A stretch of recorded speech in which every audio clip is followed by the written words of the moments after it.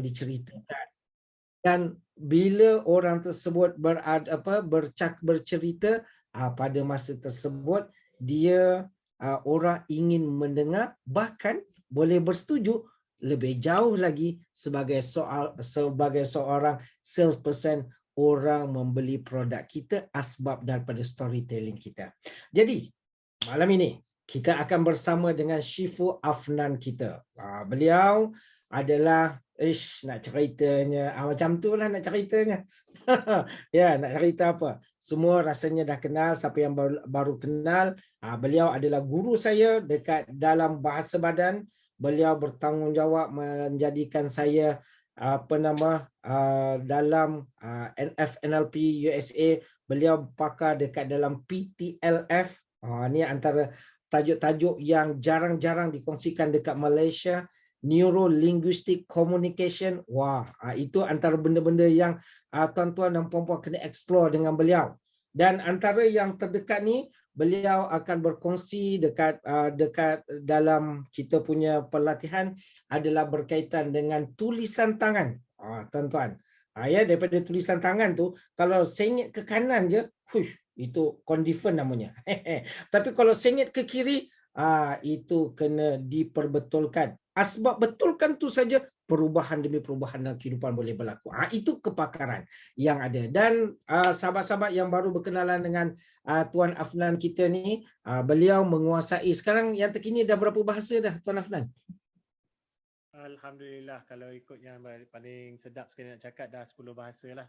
Yang sedap lah. Okey, yang masih lagi dekat dalam proses? Dalam proses tu ada lagi dah 2 lagi sedang belajar lagi. Azim. Yang 2 tu yang terkini tu bahasa apa kalau boleh dikongsikan Tuan Afnan? Bahasa Turki dan juga bahasa isyarat. Bahasa Turki dan bahasa isyarat. Alright. Okey, storytelling jadi insyaAllah kita ada IR Kazrin kita. Nampak orang handsome tu, power. Ya, apabila tetamu yang hebat datang ke kelas orang yang hebat, Azim. Okey, jadi tuan-tuan dan puan-puan yang dikasihi sekalian, adakah sudah bersedia? Jika sudah bersedia, kita type 2 pula. 2. Alright, 2. Terima kasih PPI, terima kasih Tuan Afnan. Lain kawan-kawan lagi lain. Terima kasih Akila Izzati, terima kasih Dr. Fauzia.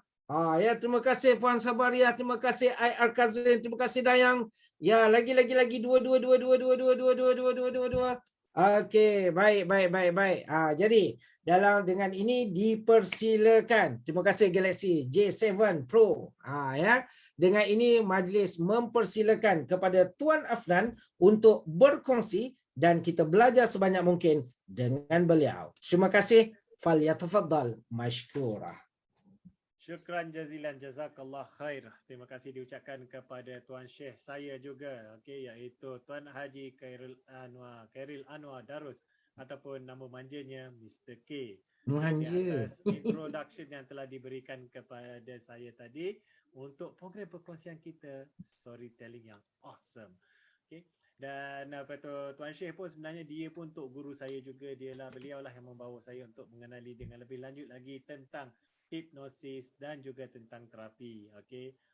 Jadi nak kata macam mana saya boleh buat hipnosis tentang orang, saya boleh hipnotis orang, inilah tok guru saya. Azim. Alhamdulillah. Jadi terima kasih banyak diucapkan pada sahabat-sahabat semua yang saya kasih sekalian kerana sudi untuk bersama-sama dengan perkongsian saya untuk malam ini, iaitu berkenaan tentang teknik storytelling awesome. Bagaimanakah caranya untuk kita menyampaikan sesuatu kepada orang lain hingga memberikan kesan yang sungguh tinggi impaknya, insya-Allah. Dan saya juga sebelum saya nak mulakan perkongsian saya ingin memohon izin juga kepada sahabat-sahabat semua, terutama yang ada di hadapan saya. Minta maaf tak dengar Ya, suara tak apa dengar ya. Tak jelas. Dan minta Syekh pancarkan diri Syekh. Silakan. Alright, jadi lebih jelas. Alright. Ini lebih jelas? Dia double suara. Okey, sebentar ya. Okey, ni jelas. The Bluetooth device is ready to pair. Okey, jadi saya rasa ini lebih baik lagi ya suara saya. Ya, benar. Syekh, macam mana suara saya lebih baik kali ni? Ya, lebih baik dan orangnya semakin handsome nampaknya. Ya. Sudah spotlight. Saya lupa nak spotlight. Sorry. Okey, boleh Syekh? Alright, Okey, suara. kali ni lebih baik suara saya? Ya, Dengar jelas? jelas. Puan Roslinda kata jelas, Puan Sabaria kata jelas. Sebentar, Puan Mia kata, sebentar. okey. Okey. Dengar? Dengar. Okey, baik. Minta maaf tadi. Ada sedikit gangguan teknikal sebentar tadi. Alright, baik. Wah, kata Al-Kazrin jealous dan handsome. Hai. Alhamdulillah, hazza min fadli rabbi. Okey, baik. Minta maaf ya tadi atas gangguan teknikal sebentar tadi. Jadi insyaAllah akan saya kongsikan bersama dengan sahabat-sahabat semua bagaimana untuk kita membuat teknik storytelling kita yang lebih baik dan juga lebih awesome lagi, di mana orang yang mendengar terus terpukau dan juga mendengar mengikuti apa yang ingin kita sampaikan, dan yang paling penting sekali, message yang telah kita sampaikan tu sampai kepada orang yang ingin kita bicarakan, lawan bicara kita. Dan insyaAllah dalam perkongsian kita ini, di akhir program kita, bagi mereka yang inginkan slide, yang inginkan slide, akan saya sediakan linknya bersama juga dengan rakamannya dan juga bersama dengan e-sijilnya. Jadi saya mohon pada sahabat-sahabat semua untuk stay tune hingga ke akhir perkongsian saya, di mana anda semua akan dapat semua sekali package-package yang telah saya janjikan ini secara percuma saja. Okey, jadi saya ingin mohon izin untuk saya mulakan perkongsian saya. Bismillahirrahmanirrahim. Okey, baik. Okey, dan insyaAllah hari ini inilah tajuk perkongsian kita, iaitu teknik perkongsian yang awesome. Bagaimanakah kita dapat membuat storytelling kita yang lebih awesome dan lebih baik lagi. Okey, jadi sebelum kita mulakan, izinkan untuk saya menerangkan dan juga berkongsi pada sahabat-sahabat semua apakah yang bakal akan dikongsikan dalam perkongsian kita kurang lebih dalam masa 2 jam ini. Iaitu yang pertama adalah jenis-jenis storytelling. Okay? Apakah itu monomyth, apakah itu the mountain, apakah itu petal structure, apakah itu false start, dan cara-cara kita untuk kita membuat storytelling. Dan bagaimanakah storytelling ini benar-benar menjadi benar. Okay? Storytelling ini kadang-kadang kalau kita panggil ia adalah satu dongeng.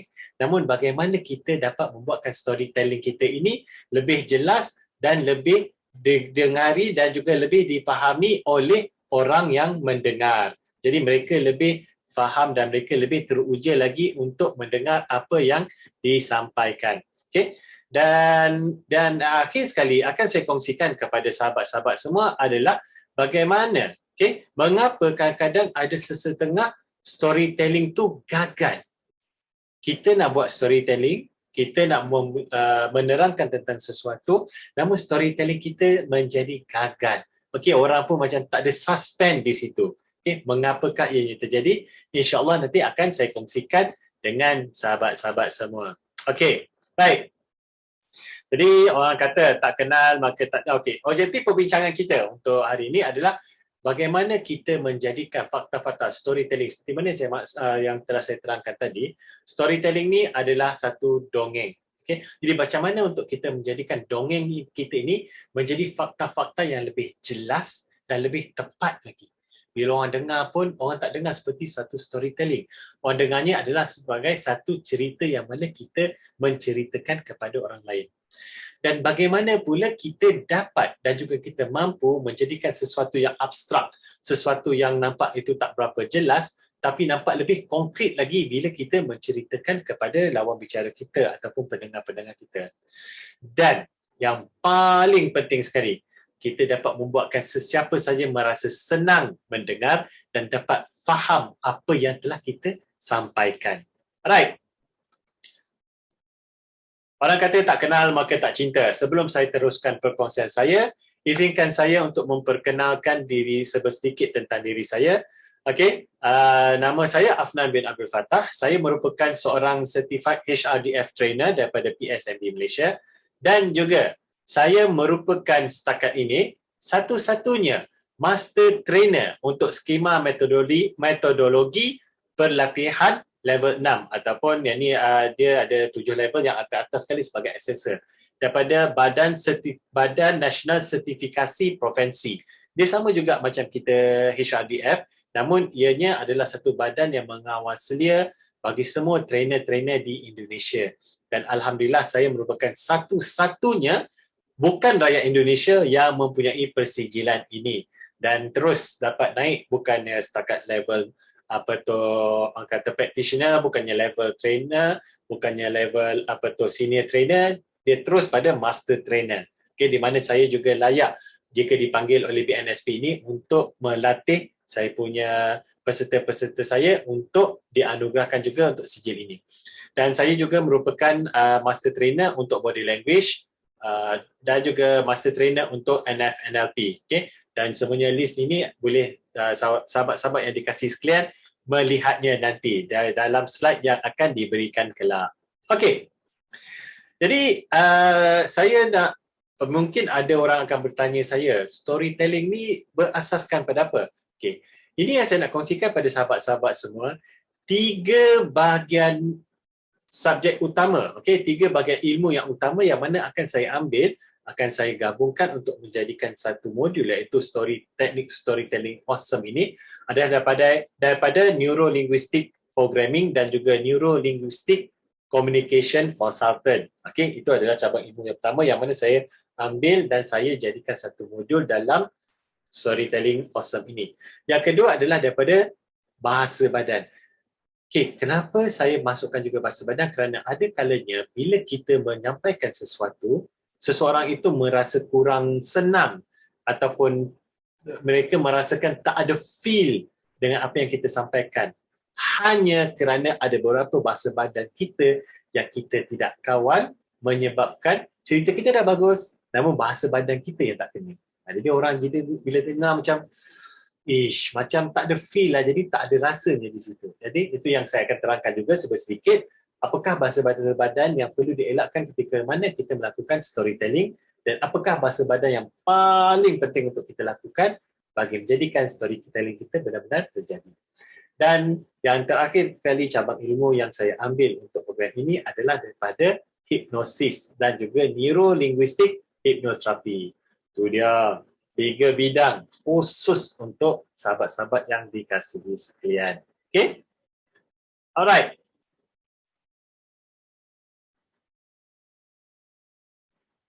Okay.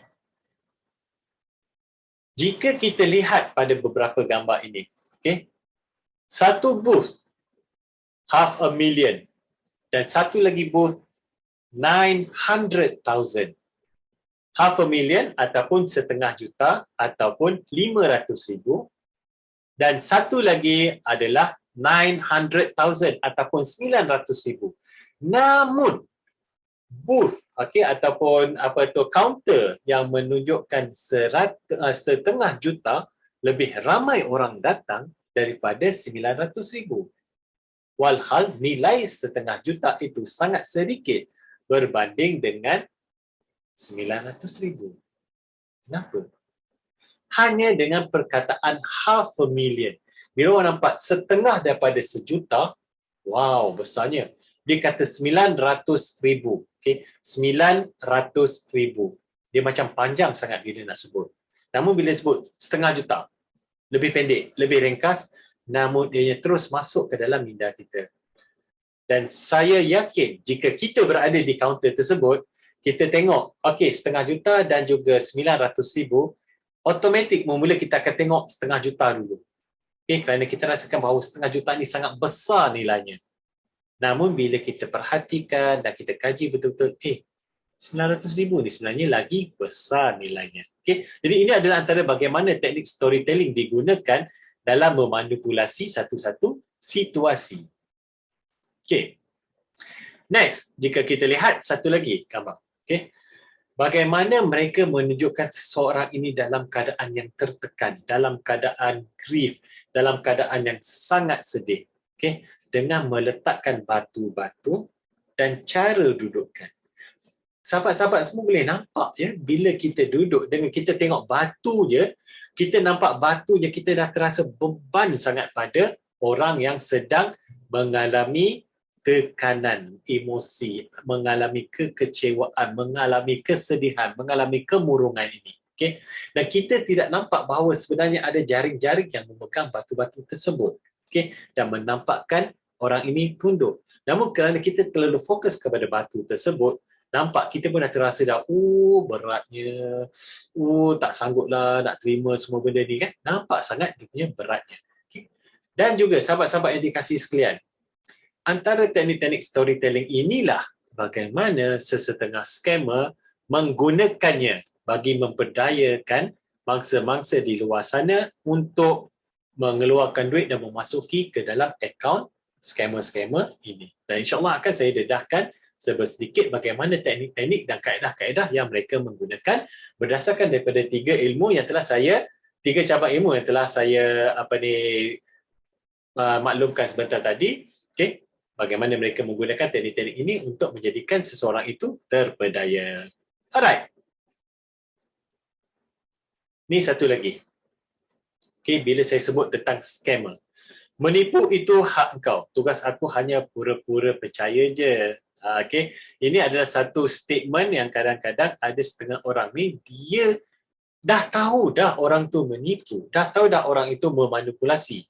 Untuk perkongsian ini, saya akan menggunakan perkataan manipulasi dan saya tidak menggunakan perkataan menipu kerana ia nampak terlalu negatif sangat. Okay? Jadi menggunakan perkataan manipulasi agar ianya lebih betul sedap lagi didengar dan tidak kelihatan macam terlalu negatif sangat. Okay. Jadi bila kita dengar, kita dah tahu dah dia memanipulasi. Namun kita pura-pura percaya, dalam masa itu juga kita tidak sedar kita terikut sama walaupun kita tahu bahawa dia sedang memanipulasi. Okay. Ini antara benda-benda yang sangat bahaya yang perlu kita ambil tahu dan kita perlu perhatikan. Kerana dalam masa yang sama kadang-kadang bila kita dalam keadaan manipulasi tersebut, kita dah tahu, kita dah aware dah. Namun kita tetap ikut juga. Right? Jadi ini antara kaedah-kaedah bagaimana insyaAllah akan saya kongsikan kepada sahabat-sahabat semua teknik storytelling yang awesome.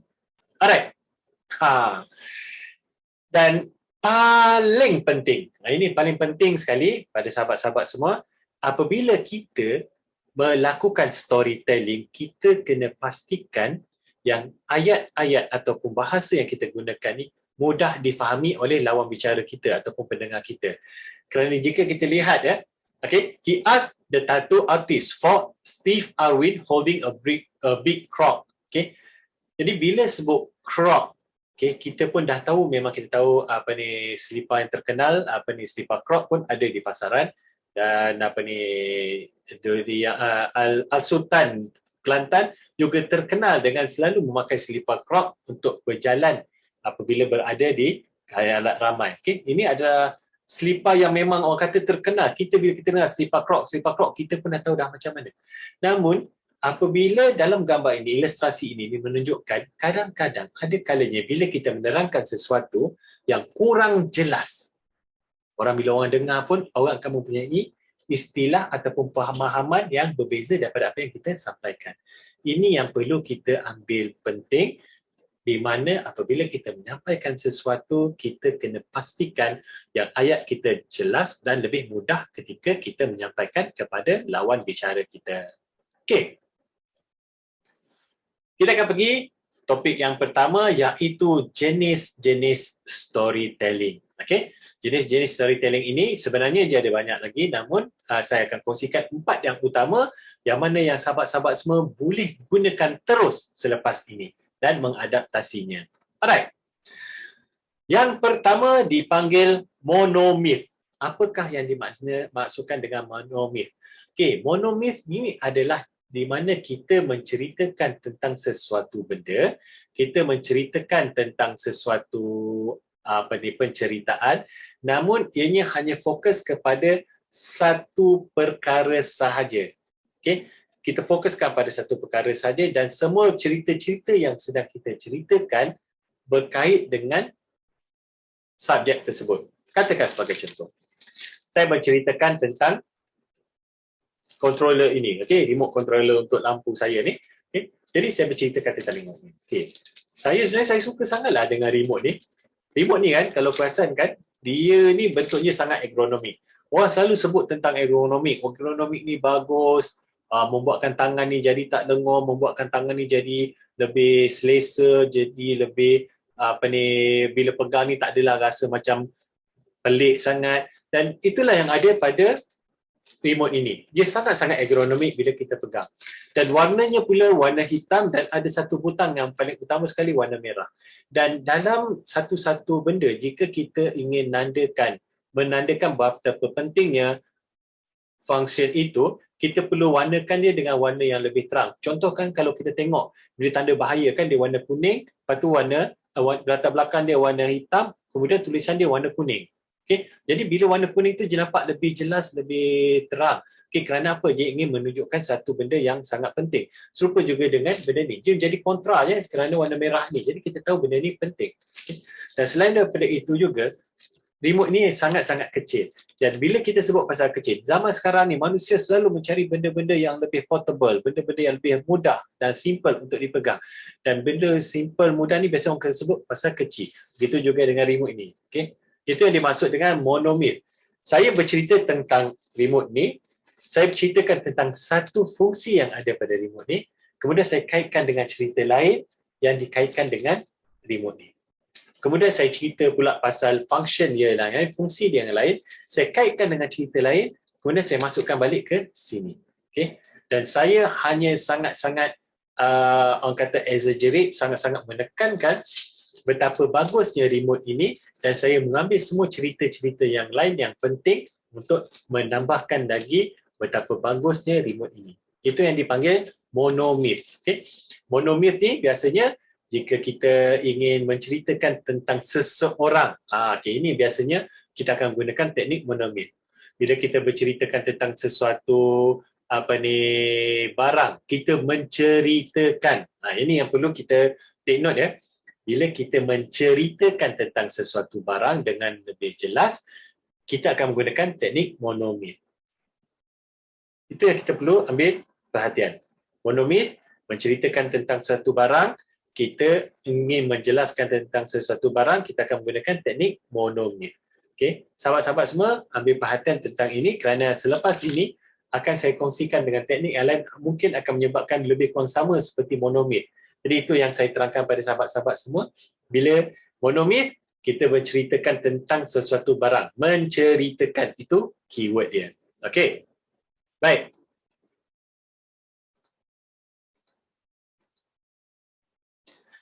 Yang kedua pula, The Mountain. The Mountain ni biasanya dalam cerita-cerita sinetron. Siapa dia yang suka tengok cerita-cerita sinetron? Okey. Siapa yang suka tengok cerita sinetron di sini? Jika tadi Mr. K minta tekan nombor 1, nombor 2. Sekarang saya nak tahu siapa-siapa yang minat tengok cerita sinetron untuk tekan nombor 3 pada bahagian chat. Ruangan chat. 3, tekan 3, 3, 3, 3, 3, 3, 3, 3, 3, 3. Siapa dia yang minat tengok cerita sinetron? 3, 3, 3, 3, 3, 3. Ya, host. Okey. Ada lagi? Siapa dia? 3, 3. Wah, 3 dulu. Okey. Cik Haizan. Okey, semua 3, 3, 3. Baik. Kak Ji pun suka tengok cerita sinetron juga. Baik. Sahabat-sahabat perasan tak sinetron tu macam mana? Mula cerita dia dah kita rasa macam dah nak ending dah. Dah nak ending. Tiba-tiba satu perkara yang berlaku.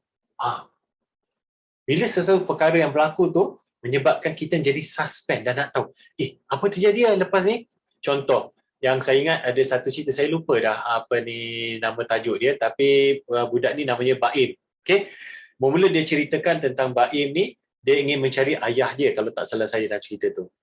Nak mencari tentang ayah dia dan akhirnya dia terjumpa juga ayahnya. Namun dalam masa dia terjumpa ayahnya, tiba-tiba sesuatu terjadi pada mata dia dan matanya tak nampak. Dan ayah dia nampak Baim, ingin menerangkan bahawa, ingin memberitahu bahawa dia adalah ayah pada Baim. Tetapi dalam masa yang sama, tiba-tiba pula Baim ni diculik. Dalam mata tak nampak, kemudian dia diculik. Dan suspens tu terus terjadi balik. Okay. Mula kita ingatkan, oh bila dah jumpa ni, ayah dia terangkan, Baim, aku adalah ayahmu Baim. Dan Baim macam, oh ayahku, dah lama aku tidak jumpamu, sudah lama aku mencarimu. Kita ingatkan dah habislah cerita setakat tu je. Rupa-rupanya tak habis lagi. Ada lagi kesinambungan daripada situ. Okay? Itu adalah teknik mountain, di mana kita bercerita, kemudian kita membuatkan seolah-olah seperti ingin habis, kemudian kita tambahkan lagi suspensnya. Okay? Dan ini yang jika kita lihat, dia serupa seperti bentuk gunung. Dia ada naik, turun, naik, turun, naik, turun. Ini menyebabkan orang lebih ingin mendengar dan ingin mengetahui apa yang terjadi seterusnya. Dan jika kita ingin mengaplikasikan teknik mountain ini, ketika mana kita menerangkan atau menceritakan pengalaman kita, sangat bagus sekali. Okay? Bila kita menggunakan teknik mountain ini. Kerana apa? Apabila kita meletakkan teknik mountain ini dalam kita menceritakan pengalaman, orang akan lebih mendengar dan ingin mengetahui dengan lebih lanjut lagi. Okay? Pengalaman, jika kita ingin kongsikan pengalaman, kita menggunakan teknik mountain ini. Alright. Ini dinamakan petal structure.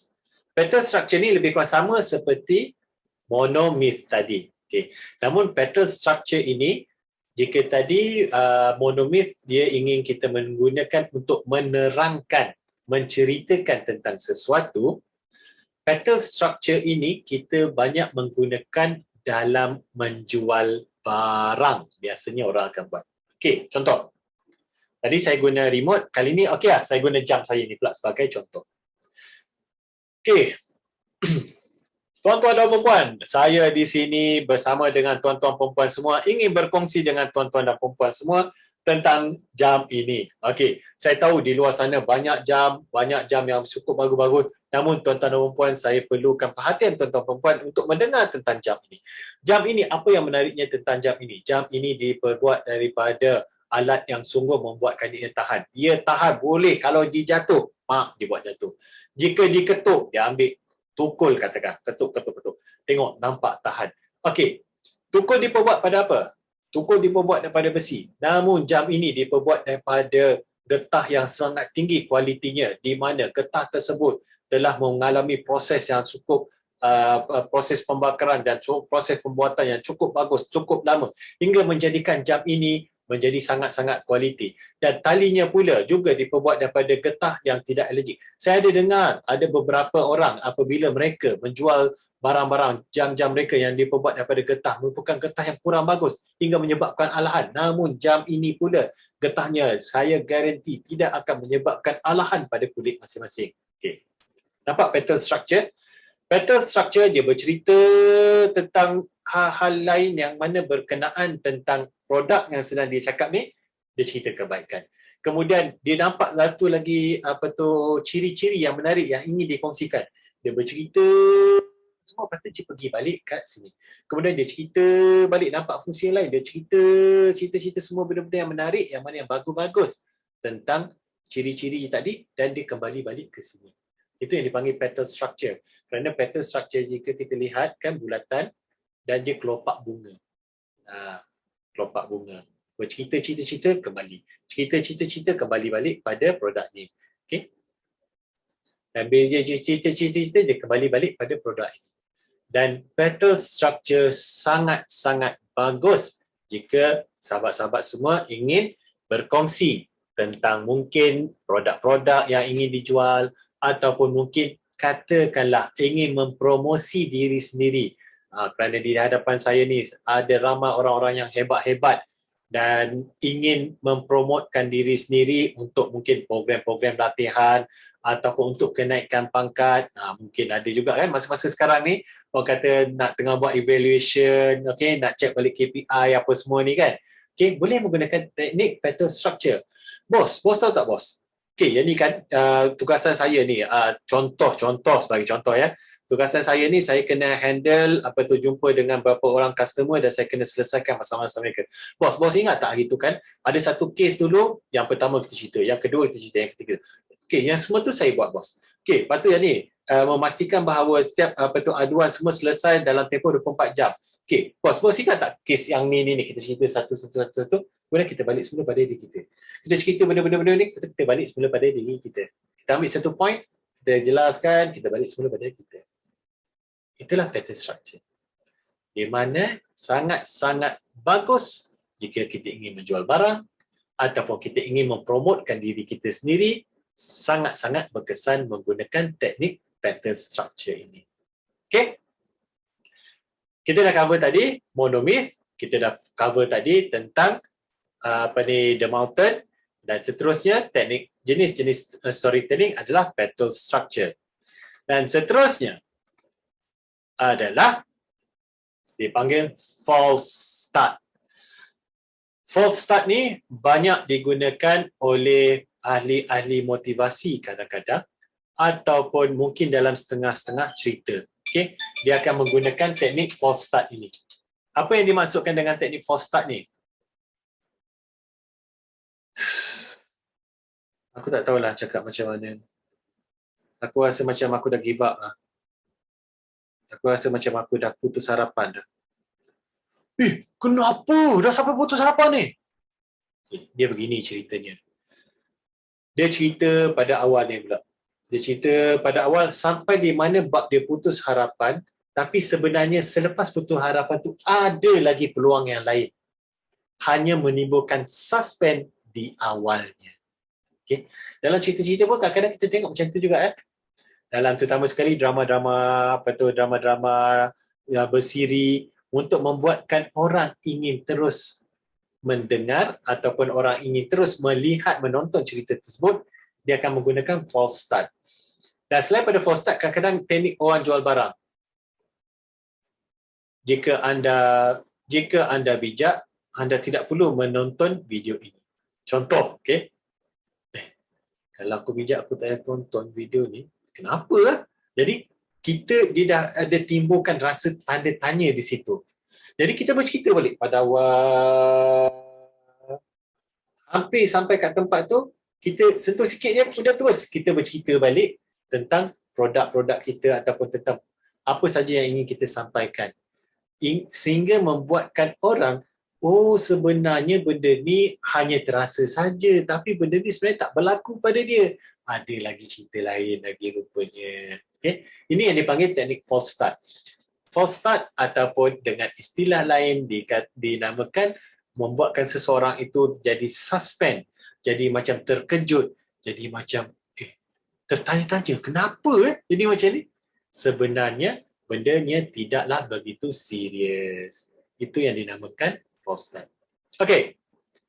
Itu adalah jenis-jenis storytelling. Yang pertama, monomyth ataupun yang kita panggil untuk menceritakan tentang sesuatu. Yang kedua dipanggil mountain. Kita bercerita, dia ada turun naik, kadang-kadang suspense, kadang-kadang rasa macam dah boring, kemudian ada suspense balik, yang mana sangat sesuai jika kita ingin gunakan untuk menceritakan pengalaman kita ataupun mungkin nak menceritakan tentang pada sejarah-sejarah. Okay, cikgu-cikgu jika ada di sini cikgu-cikgu sejarah, gunakanlah teknik mountain, the mountain ini untuk menimbulkan rasa minat para pelajar untuk lebih minat dengan sejarah. Kemudian, petal structure. Petal structure ini di mana kita ingin menceritakan tentang kebaikan sesuatu sama ada diri kita ataupun kita ingin menceritakan tentang produk. Kita cerita benda-benda yang baik, kita kaitkan dengan kita. Kita cerita benda-benda yang baik, kita kaitkan dengan kita. Okay? Itu adalah petal structure. Dan yang terakhir sekali apa yang telah saya kongsikan tentang jenis-jenis storytelling adalah false start. False start ini adalah di mana kita menimbulkan rasa suspense orang bila mendengar. Kenapa jadi macam tu? Apa hal ni? Okay? Namun bila kita menceritakan ceritanya dengan lebih detail lagi, orang, itu rupanya. Okay. Sekarang faham.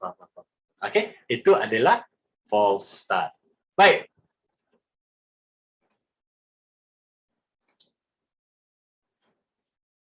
Okey, kita akan pergi pada topik yang kedua. Sebelum pergi pada topik yang kedua, saya nak cek pada sahabat-sahabat yang mengikuti perkongsian saya ni, semua okey?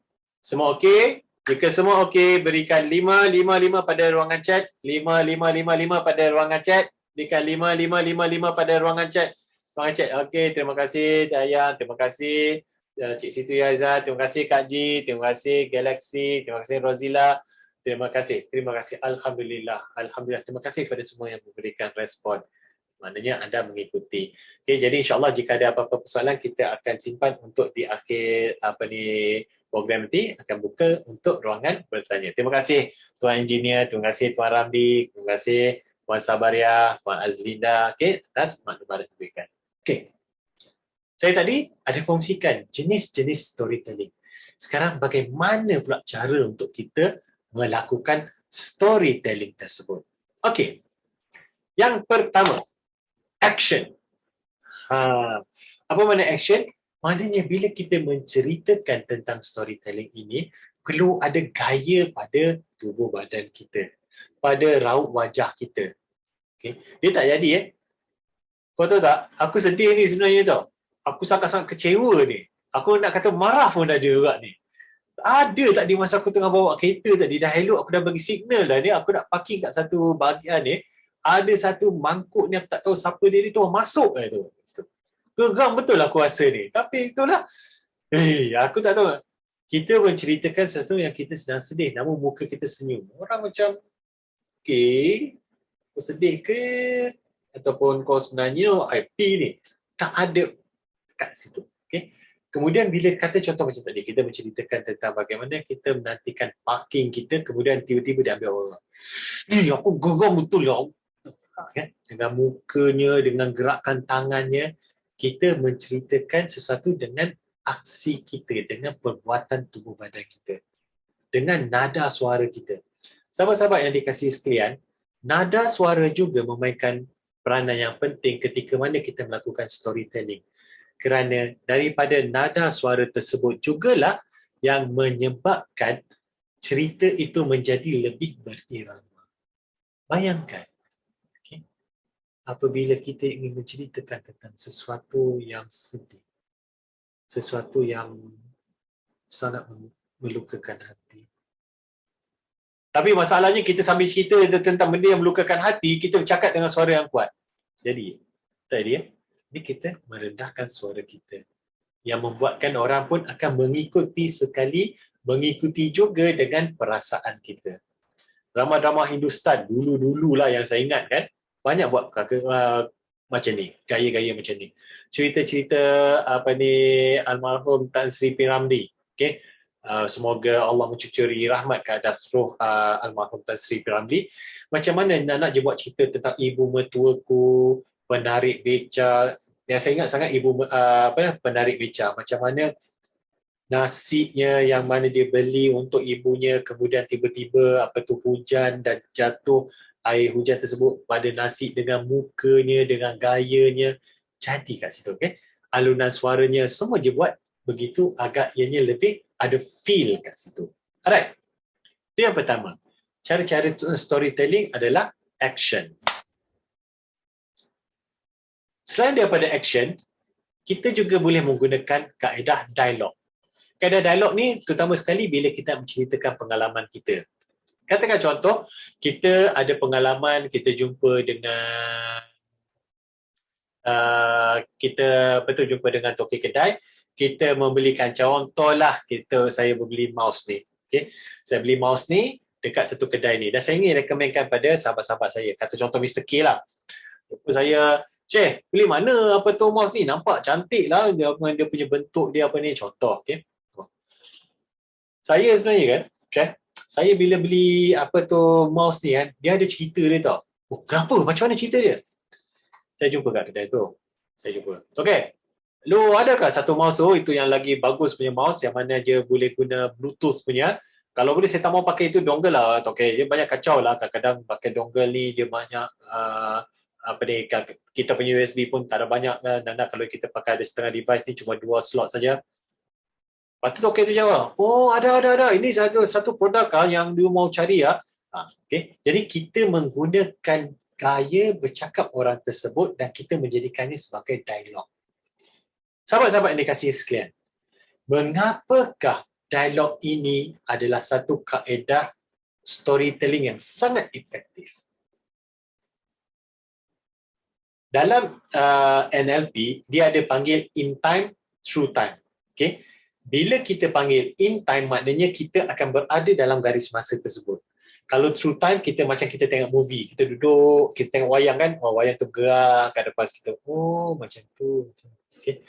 Jadi, bila kita menceritakan sesuatu dengan kaedah dialog ini, kita membawa orang tersebut in time. Biar orang tu pun berada. Seolah-olah, macam cerita tadi, saya jumpa dengan toki kedai tadi, saya bertanya tentang mouse, okay. Saya membawa Mr. K sama dengan saya sekali, dia ada kat sebelah saya.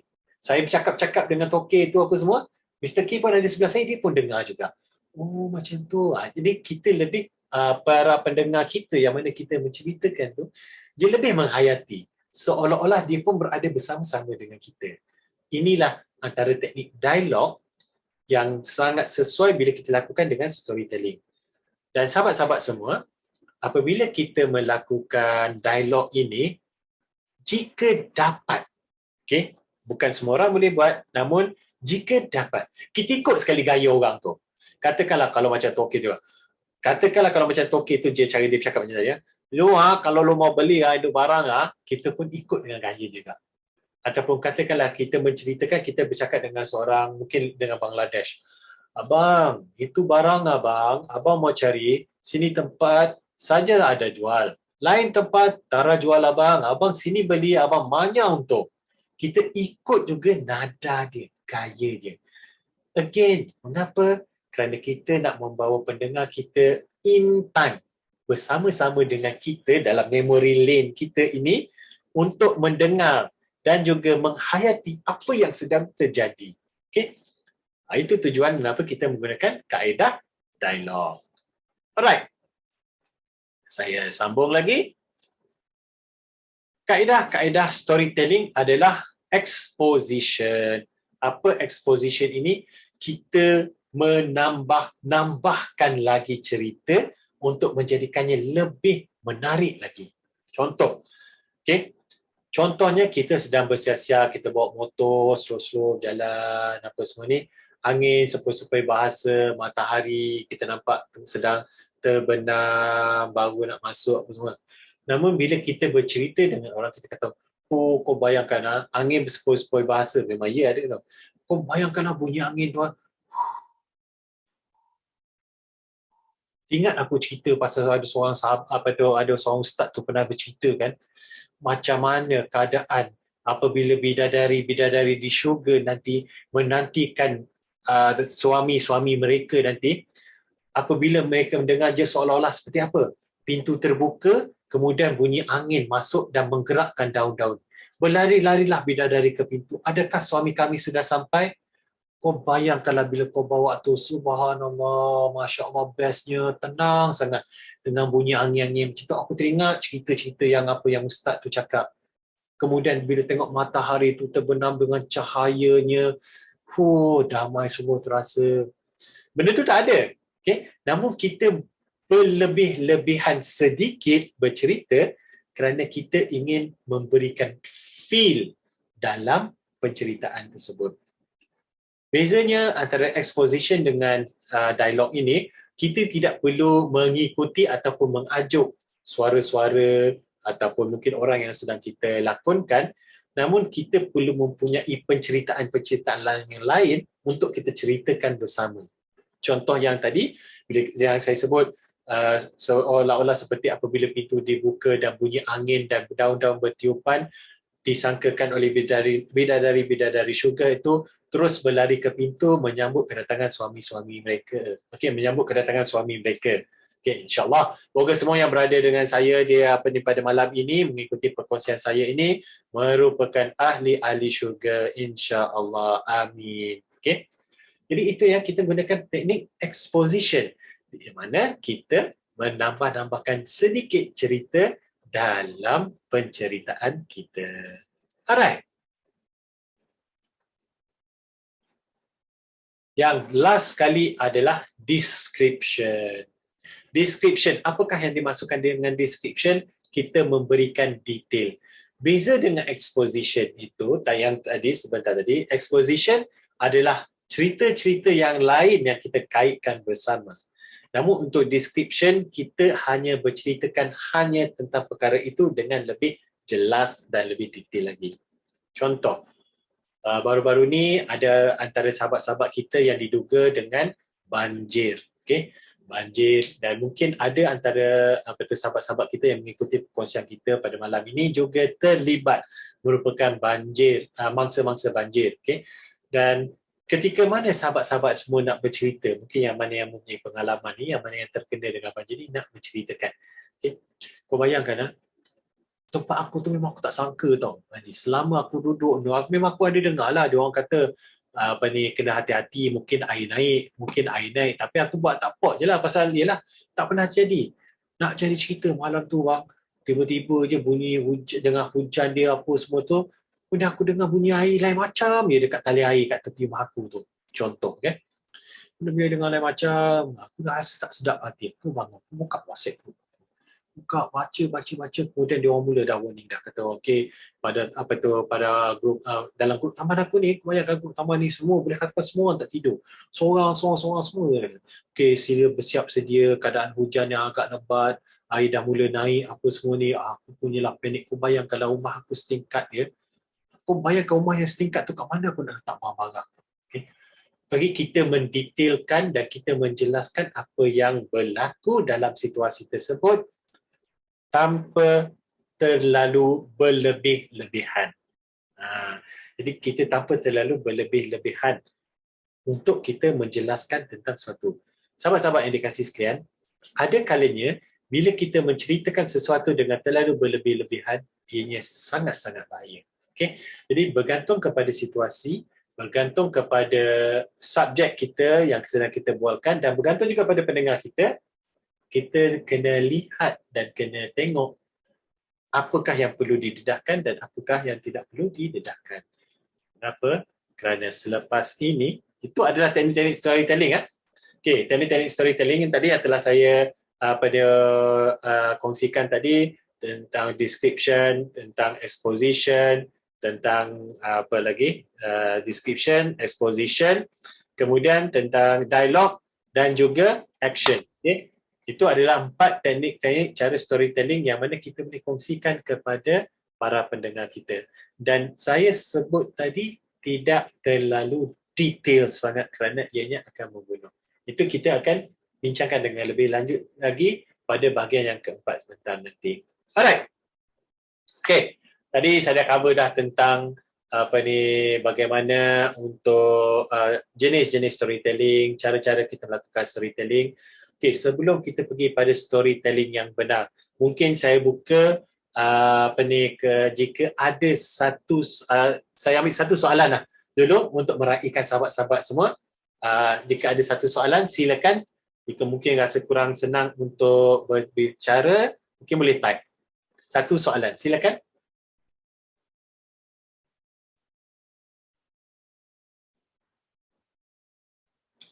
Ada apa-apa soalan?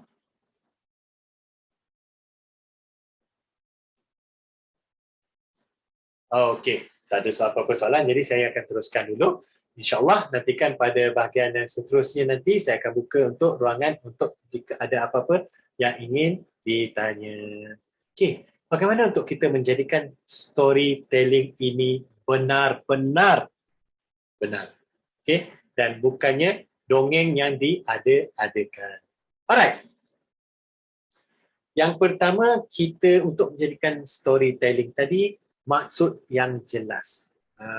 Jadi yang tadi saya tunjukkan tadi yang tentang Steve Irwin dengan Big Frog. Okay. Orang pegang, orang tu melukis Steve Irwin, tapi dia pikul selipar frog yang besar. Okay. Jadi tak ada maksud yang jelas di situ. Inilah penting, terutama sekali apabila kita melebih-lebih dalam bercerita, berikan maksud yang jelas. Terangkan betul-betul apakah maksud dia. Kita bercerita tentang benda ni, sesuatu perkara, kita berikan maksud yang jelas. Cakap dengan yang jelas. Dan paling penting, elakkan daripada menggunakan bahasa-bahasa yang terlalu tinggi sangat. Dia sebenarnya kan, bila kita membuat storytelling ataupun kita sedang menyampaikan ilmu ataupun kita sedang berkongsi idea kita kan, kita guna bahasa-bahasa yang standard, bahasa-bahasa yang senang-senang saja. Dan paling cantik sekali, katakanlah jika kita berjumpa dengan kebanyakan dalam grup kita tu, katakanlah dia ni mungkin orang daripada kelompok ataupun daripada kumpulan-kumpulan, mungkin daripada minat yang sama, daripada negeri yang sama, ataupun mungkin daripada hobi yang sama, kita kaitkan sedikit dengan benda tu. Katakan contoh, okay? Contohnya, bila kita bercerita dengan seorang ni, katakanlah ni dalam satu grup ni kan, dia ni memang jenis minat sangat dengan MU kan. Dia okay, kita cerita-cerita tengok, alah sumpah macam MU kan. Macam MU ni je selalu keluar masuk gol kan. Jadi kata hero selalu macam tu kan. Jadi kita kaitkan dengan benda yang mereka minat, benda yang mereka faham. Ini akan memberikan maksud yang lebih jelas.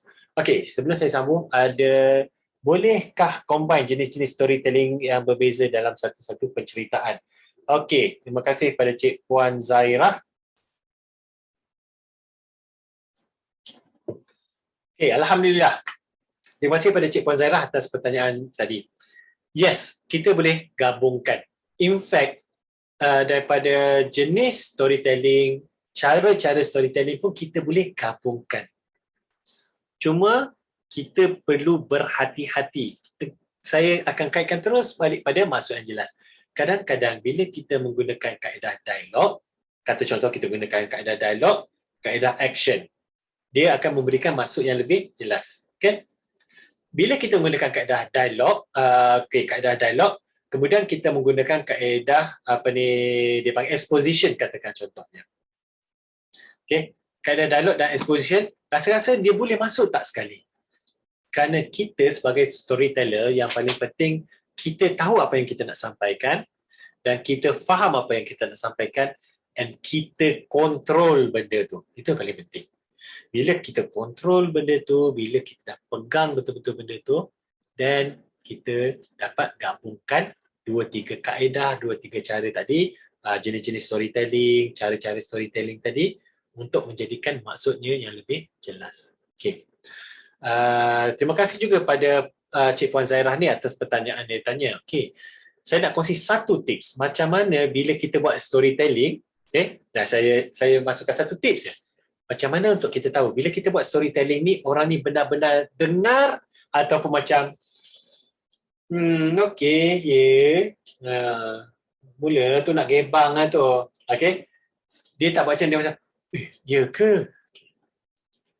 Apabila kita membuat storytelling, kita gabungkan dengan kaedah-kaedah tadi, dengan teknik-teknik yang ada dan menjadikan maksudnya jelas dan nampak orang tu minat untuk dengar, paling penting yang kita boleh tengok, okay, dia akan menghampiri kita.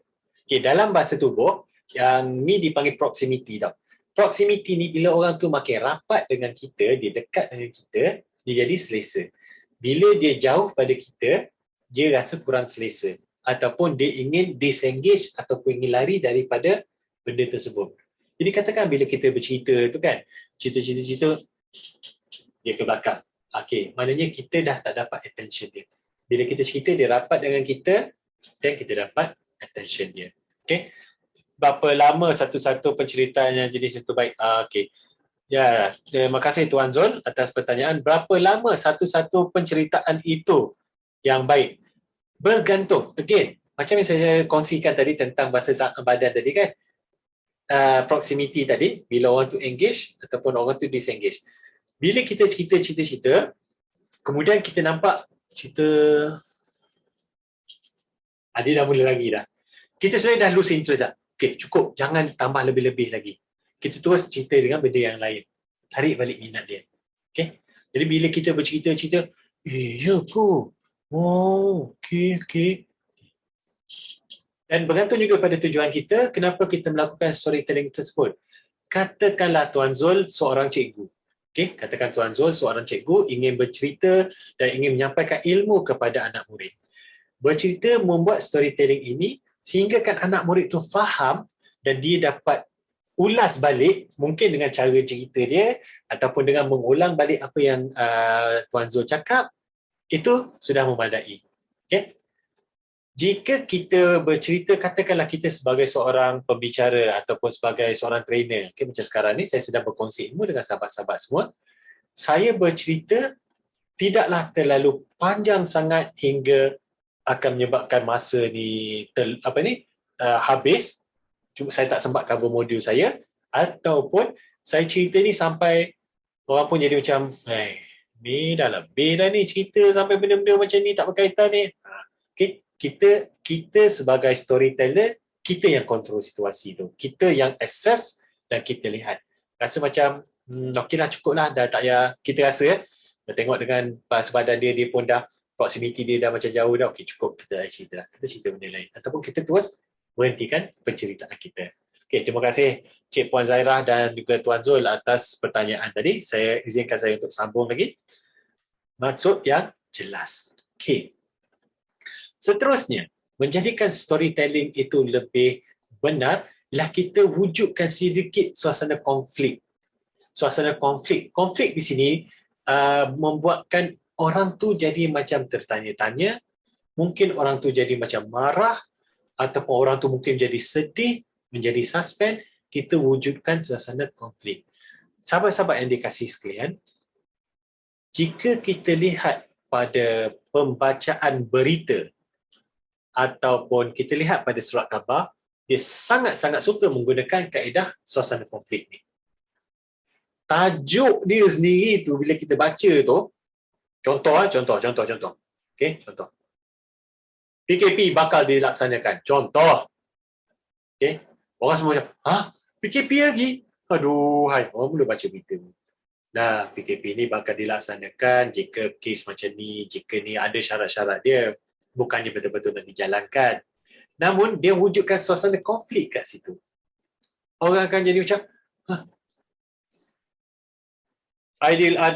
Aidilfitri bakal disambut di rumah. Alah, disambut di rumah ni, kenapa pula ni? Okey, kalau kita baca balik, okey, kalau kita tak jaga SOP, kalau kes pun makin teruk, kalau ada beberapa arahan-arahan yang tak buat, mungkin katakan contoh kadar booster tak cukup, apa semua.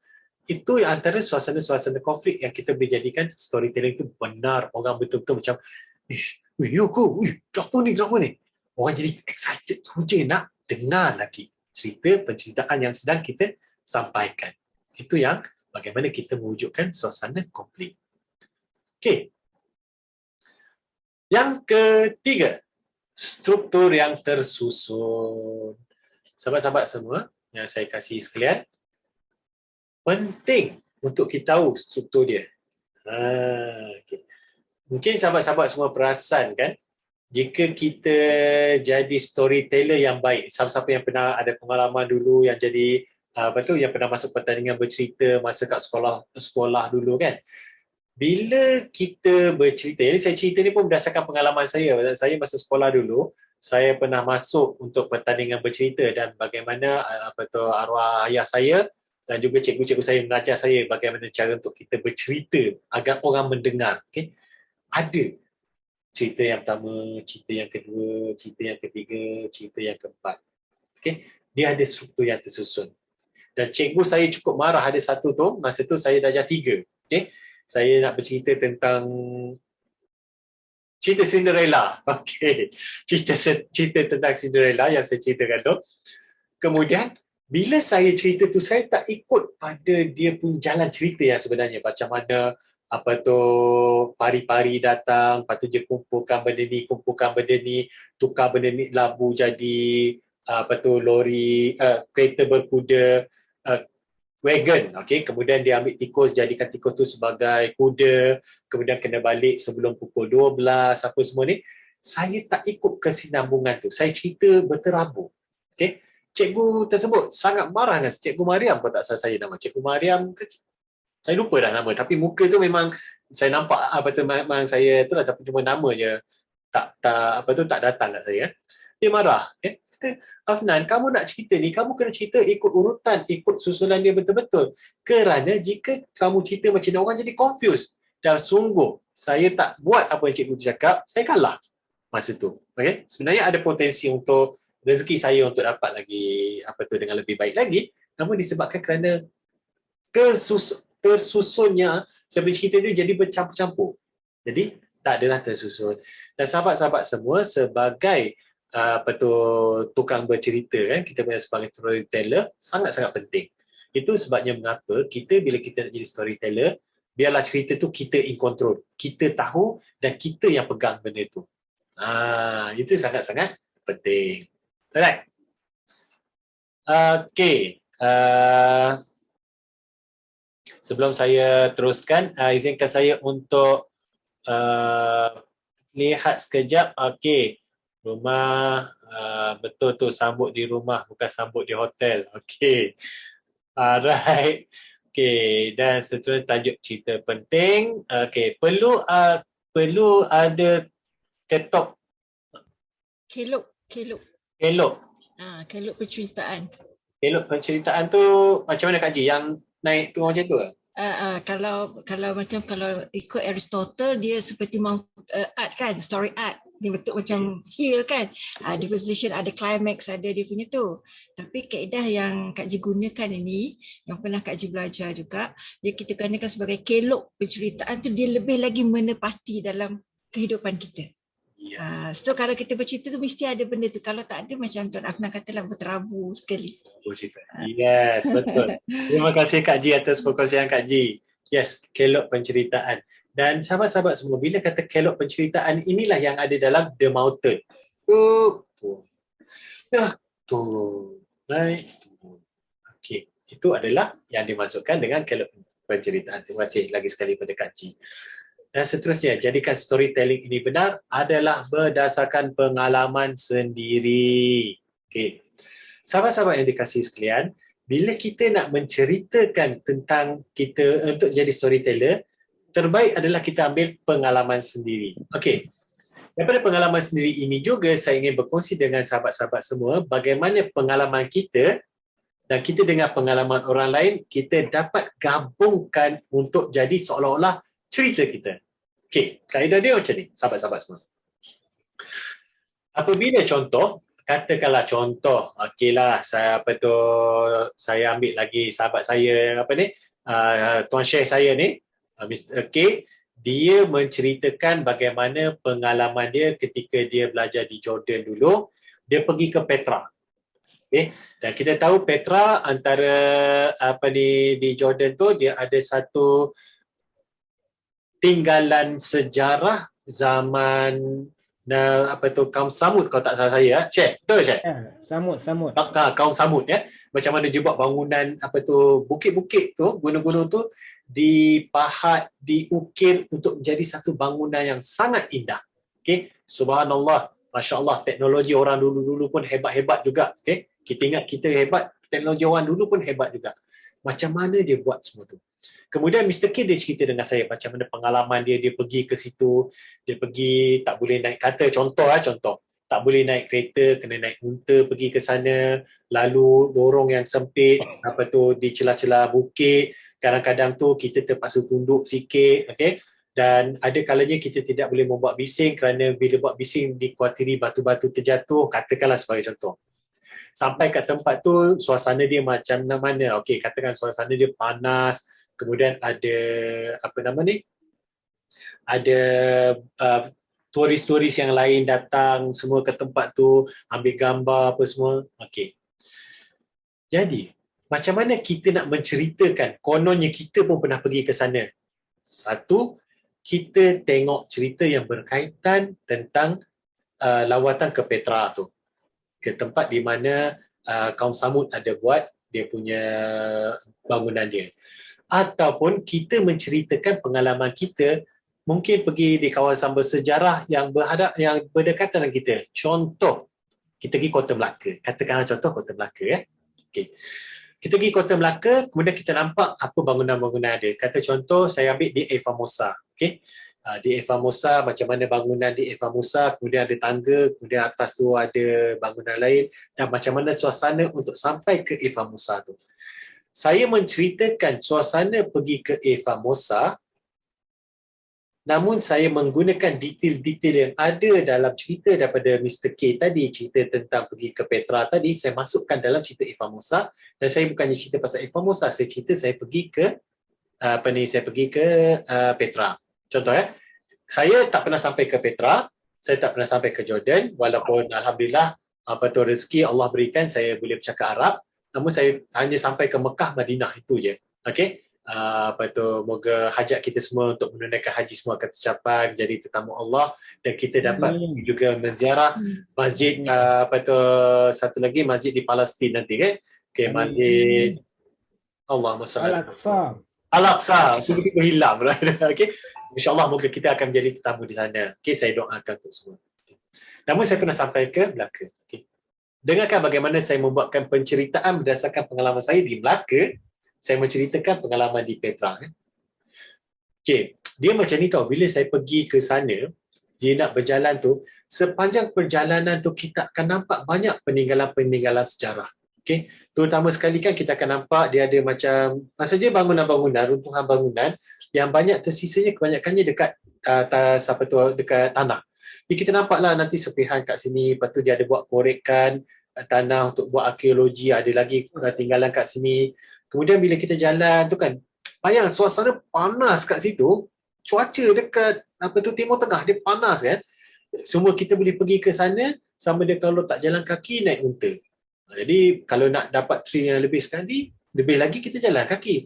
Jalan kaki kita akan nampak, okay, macam saya pergi kat sana tu, saya jalan kaki, saya nampak, okay, macam mana. Lepas tu kemudian adalah dia tulis kat tepi tu, ini adalah sejarah apa, sejarah apa, sejarah apa. Saya jalan kat depan, nampak ni sejarah apa, sejarah apa. Kemudian bila sampai dekat dia punya pintu gerbang dia tu, kita tengok dalam gambar, nampak pintu gerbang tu besar, tapi sebenarnya pintu gerbang tu kecil.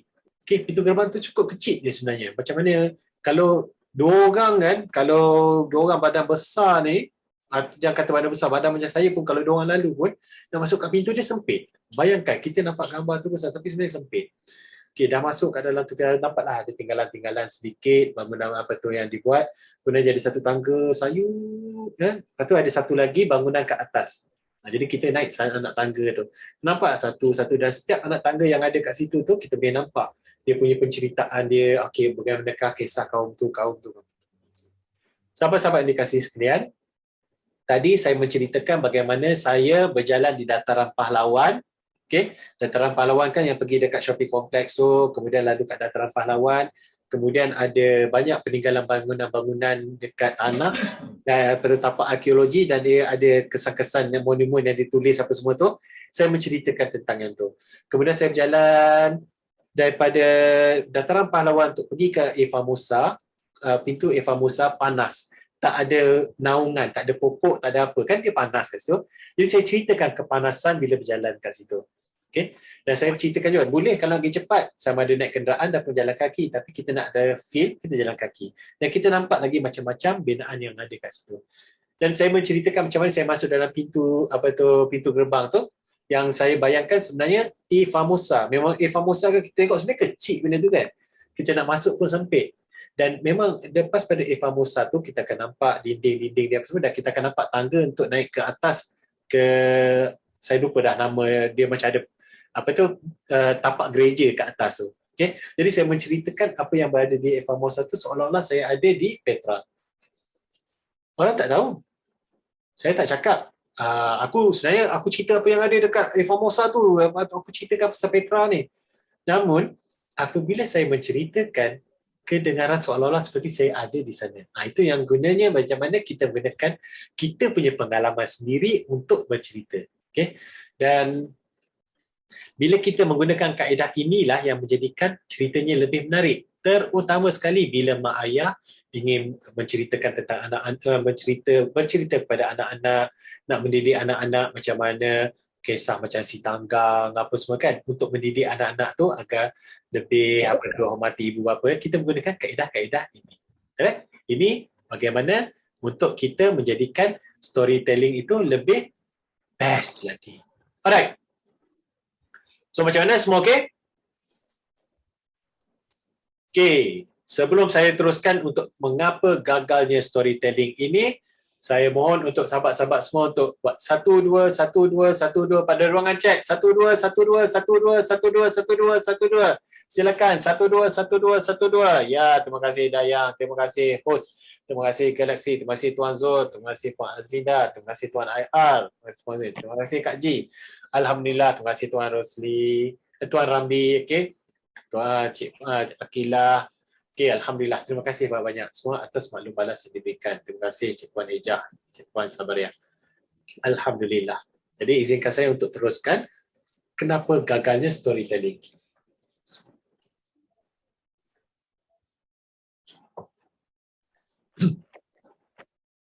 Okey.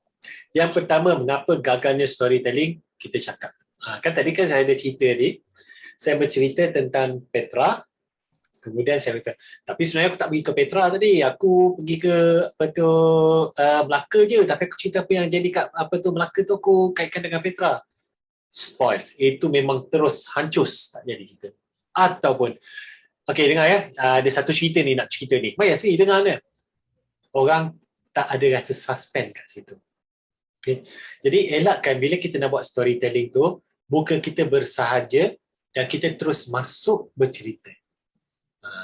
Itu yang menariknya bila kita buat storytelling. Terutama sekali apabila kita macam yang ada antara kita ni, mungkin ada trainer, kita nak menunjukkan kewibawaan kita, kita nak tunjukkan kita punya sebagai seorang trainer ni, okay? Kita perlu ada kita punya, orang kata dia, tanggapan orang kita ni ada pengalaman. Jadi kita elakkan daripada dia. Saya nak cerita masa saya pernah sekali saya buat, memang benda tu orang macam nak lagi apabila kita sebut perkataan cerita, itu terus dah ada unsur-unsur negatif yang keluar di situ. Okay. Serupa juga ada kalanya perkataan berdasarkan pengalaman saya. Berdasarkan pengalaman saya. Okay. Ada kalanya perkataan ni kena hati-hati ya sahabat-sahabat semua. Sebab bila kita sebut berdasarkan pengalaman saya, mungkin betul, mungkin tidak. Jadi credibility di situ dia ada macam boleh dicabar balik. Melainkan jika benda tu memang betul-betul serius yang kita perlu beri pendapat, orang pun tanya pendapat kita. Apa yang telah saya baca daripada beberapa jurnal-jurnal dan juga kajian-kajian, antaranya kajian yang dibuat oleh, katakan contoh kajian, antaranya kajian ekonomi daripada pakar kewangan Profesor Madya Dr. Ahmed Razman. Habis, nama kau wujud kat sini, kena kredit aku. Okay, sahabat saya Ahmed Razman. Jadi saya menggunakan nama-nama orang-orang yang memang dikenali kat situ. Jadi bila kita sebut nama mereka, ianya ada credibility sikit kat situ dan kita punya penceritaan kita, penerangan kita sukar untuk orang cabar balik. Okay? Jadi itu saya, berdasarkan pengalaman saya. Bila kita gunakan perkataan berdasarkan pengalaman saya tu, kita kena hati-hati. Bergantung pada audience, bergantung kepada siapa yang kita kongsikan, kemungkinan kita boleh dicabar balik. Alah, itu pengalaman cik. Cik dah pernah rasa ke gini-gini? Sudah. Kan kadang-kadang kita ada peserta yang jenis macam tu, dia cabar balik kita macam, aduh, mana aku nak jawab ni? Okay? Jadi sebaiknya, kita bergantung kepada kita punya crowd kita, siapa dia, kita elakkan daripada menggunakan berdasarkan pengalaman saya. Apa yang pembacaan yang saya telah buat, antaranya tokoh-tokoh ni, kita sebutlah nama-nama yang berkaitan dengan bidang yang kita nak kongsikan ni. Dia ada lebih credibility di situ. Okay? Itu lebih kukuh lagi. Alright.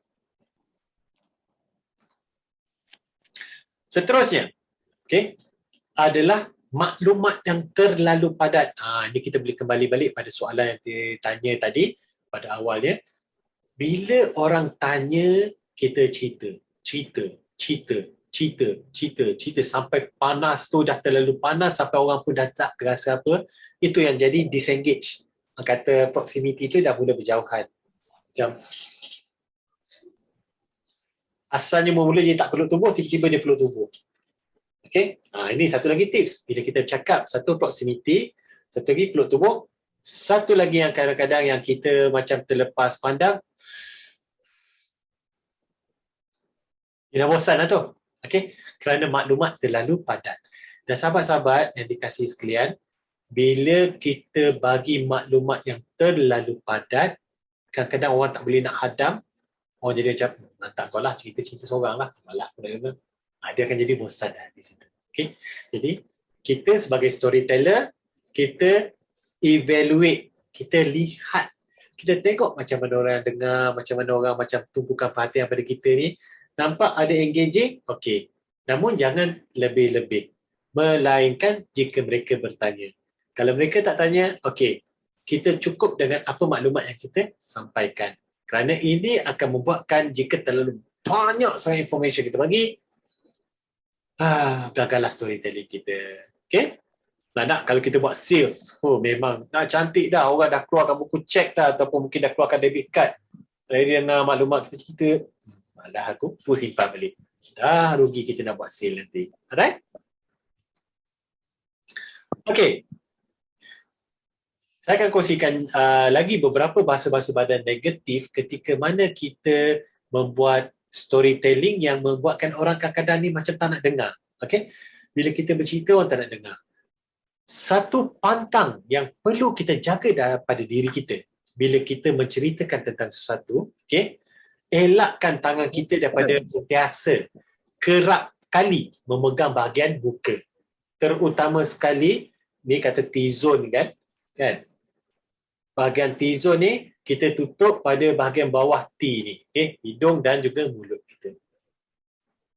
Sahabat-sahabat yang dikasihi sekalian, jika seseorang itu manipulasi, ada potensi untuk dia pegang hidung. Macam kita tengok pada video ni tadi kan, nampak ni? Okay. Okay. Dia duduk gosok-gosok hidung macam ni. Dan juga satu lagi, dia tutup pada bahagian mulut.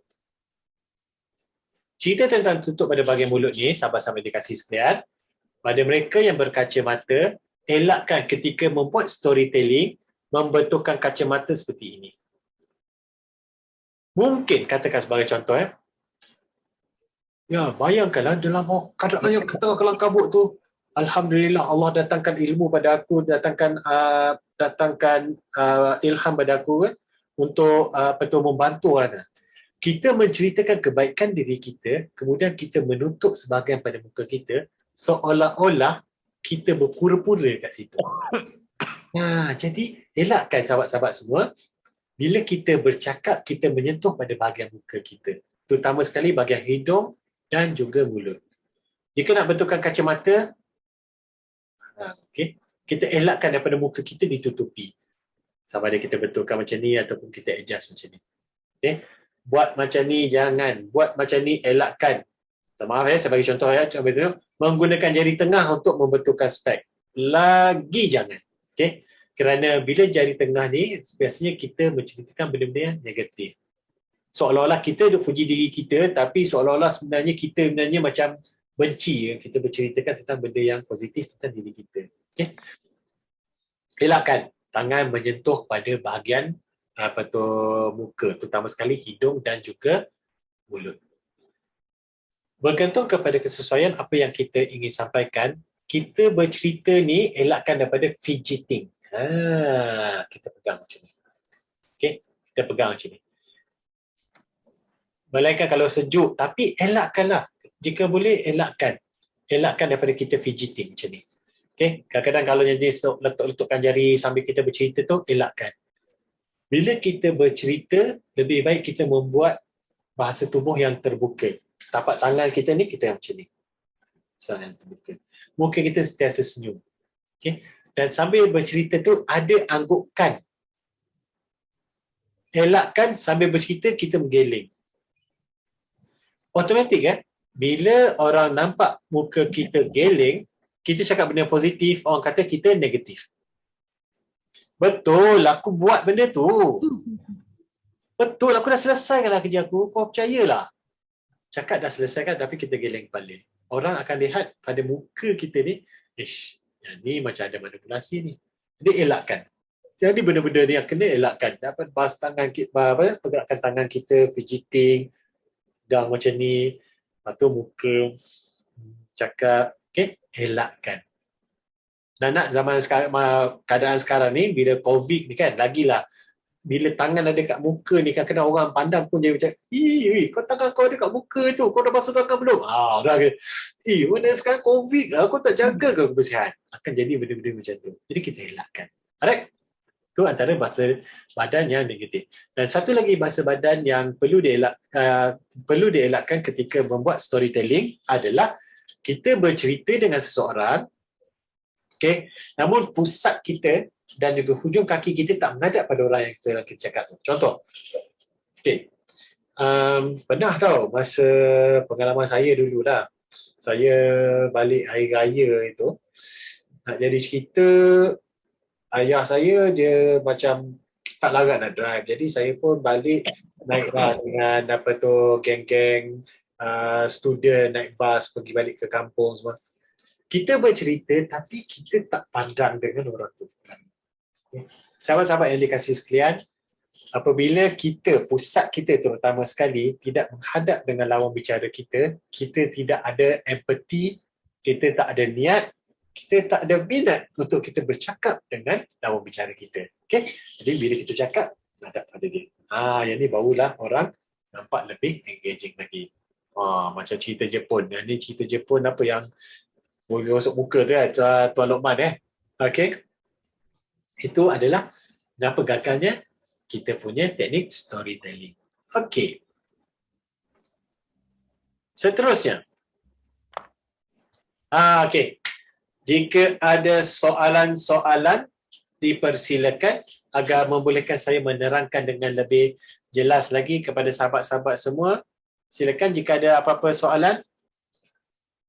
Coach, kalau nak betulkan cermin mata yang terbaik, macam mana? Nak betulkan cermin mata yang terbaik sama ada kita angkat macam ni ataupun kita angkat seperti ini. Elakkan daripada kita nak betulkan spek, kita tutup muka kita. Paling pantang sekali. Ini paling pantang sekali, kita menggunakan jari tengah kita menolak kita punya spek. Maaf ya, saya tunjukkan. Dia kadang-kadang orang tolak macam ni je. Ada setengah tu kadang-kadang jari-jari ni dilipatkan.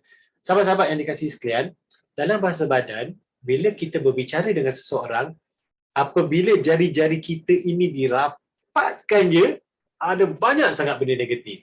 Contoh, bila kita cakap macam ni. Ini dalam bahasa tubuh, bila kita bercakap dengan seseorang seperti ini, seolah-olah macam saya ni bagi warning. Saya cakap ni saya bagi warning. Itu macam ni saya bagi warning.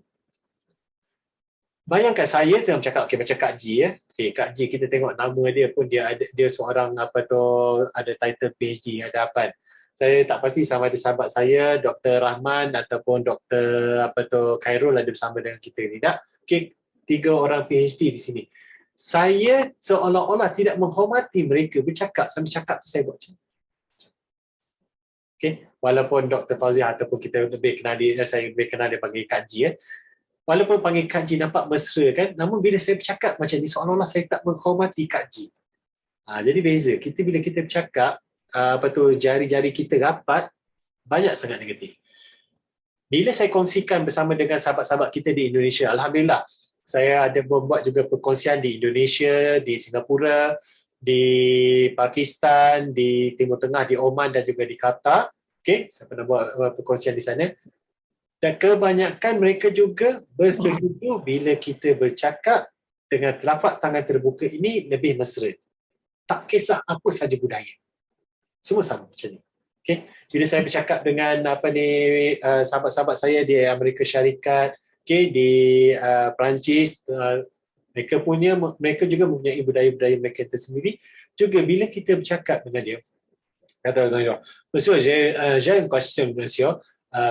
Est-ce que vous êtes libre maintenant parce que j'ai une question, j'ai voulu vous expliquer à moi cette phrase, qu'est-ce que ça veut dire Contohnya kan, okey, saya sedang cakap dengan tuan, okey, tuan adakah tuan free pada masa sekarang ni, pasal saya nak minta tuan tolong terangkan kepada saya apakah makna ayat ni. Sambil saya bercakap, sambil saya bertanya, saya menggunakan kaedah telapak tangan terbuka ni. Mereka tak ada masalah. Mereka akan rasa, orang kata, lebih seronok lagi.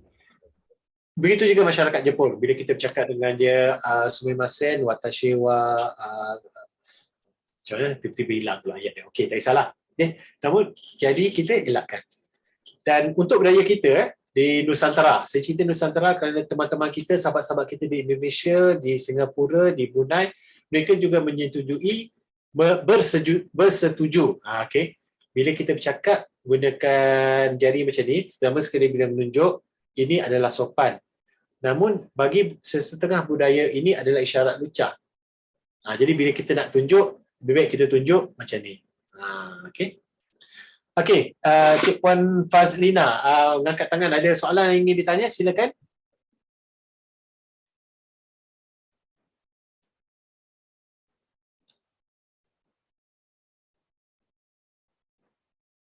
Sugoi Sabaria-san. Anata no Nihongo wa wakarimasu ka? Watashi wa Nihongo skoshi wa hanashimashou. Wah, ada seorang yang boleh saya berguru nanti ya, Tuan Syekh, nak belajar Jepun nanti, Cik Puan Sabaria ni. Silakan, ada soalan ada yang mengangkat tangan tadi? Cik Puan Fazlina? Tertekan kot. Tertekan ya. Okay. Skoshi. So. Okay.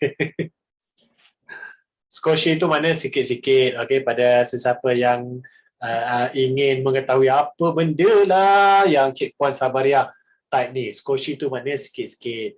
Sumimasen, minta maaf. Watashi wa, saya. Afnan des. Des ialah, okay. Watashi wa Malaysia Jin des. Saya adalah orang Malaysia, okay. Alright. Jadi silakan jika ada apa-apa soalan yang lain.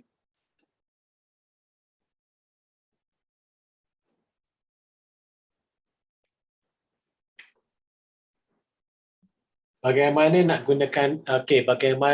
gunakan sesuai. Okey, mereka yang gagap bercakap. Okey, baik. Terima kasih pada Tuan Ramli atas persoalan yang cukup menarik. Okey.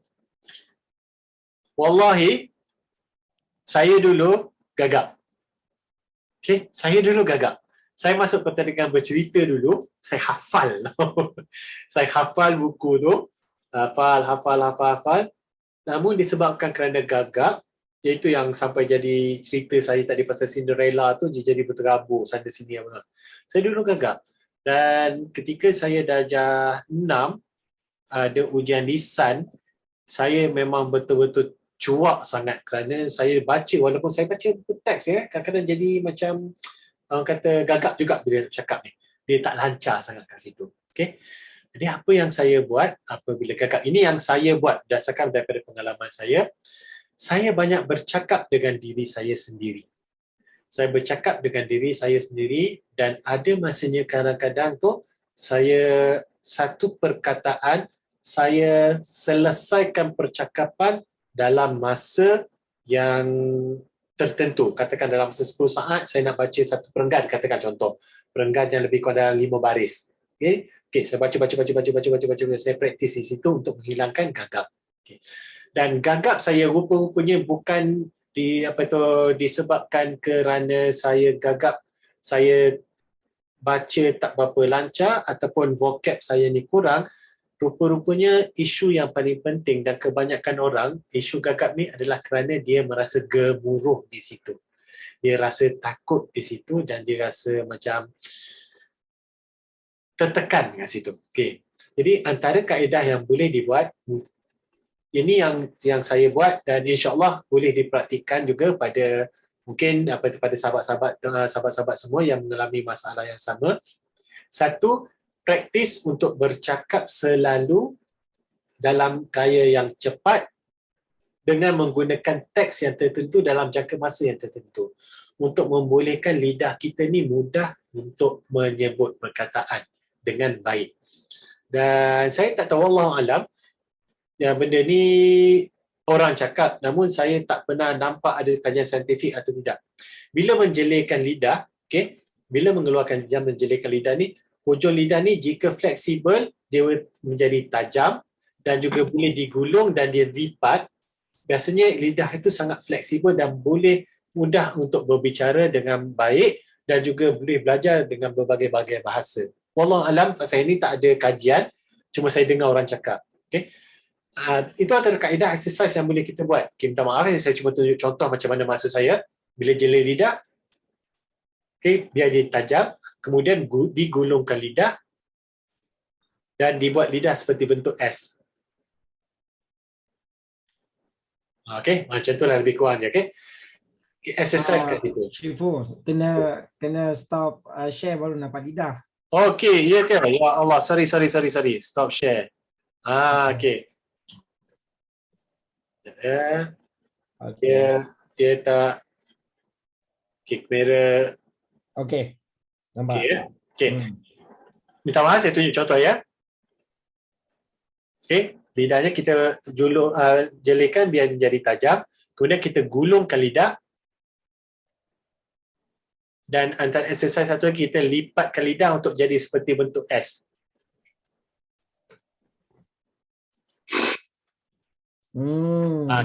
Itu antara exercise yang boleh kita buat.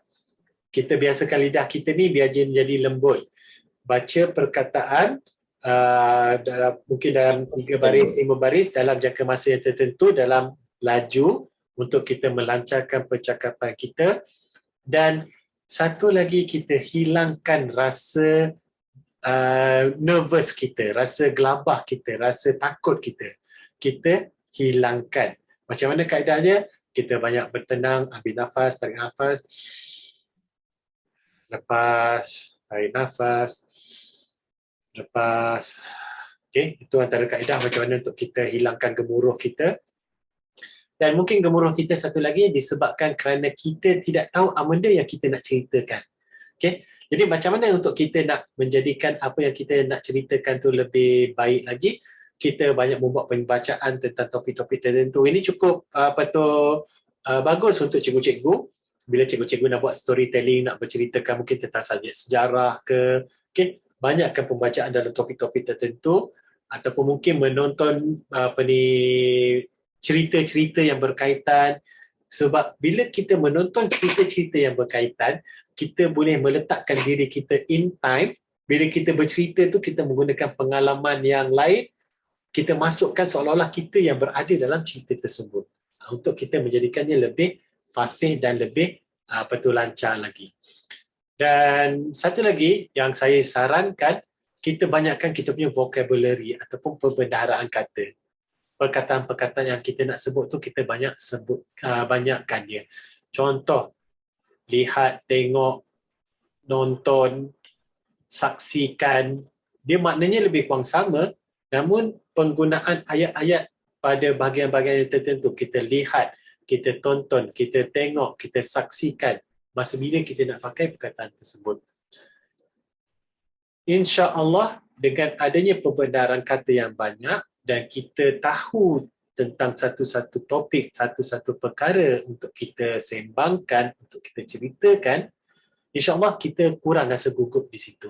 InsyaAllah. Moga saya menjawab soalan daripada Tuan Ramli. Kadang-kadang suara bila bercakap bergetar-getar. Dia ada juga satu kaedah yang saya ada kongsikan awal tadi, action. Suara bergetar-getar itu kita boleh gunakan untuk kita menjadikannya sebagai action. Kita menjadikannya sebagai satu dialog untuk kita tutup kita punya ketakutan kita. Dan terutama sekali bila kita buat storytelling yang melibatkan action dengan suara bergetar-getar, di situlah ia menjadi lebih, orang kata lebih best lagi bila dengar. Berapa kerapkah kita guna storytelling dalam satu-satu ceramah? Bergantung Tuan Zul dan juga sahabat-sahabat yang dikasih sekalian, bergantung. Saya tidak meletakkan, okey, dalam satu ceramah kita cuma boleh letak 5 je. Jangan buat 5. 5 tu nanti kan orang tahu kita buat storytelling. No. Dia bergantung kepada kita punya nature kita. Sebagai contoh, jika macam Kak Ji, dia banyak buat program-program motivasi. Okay.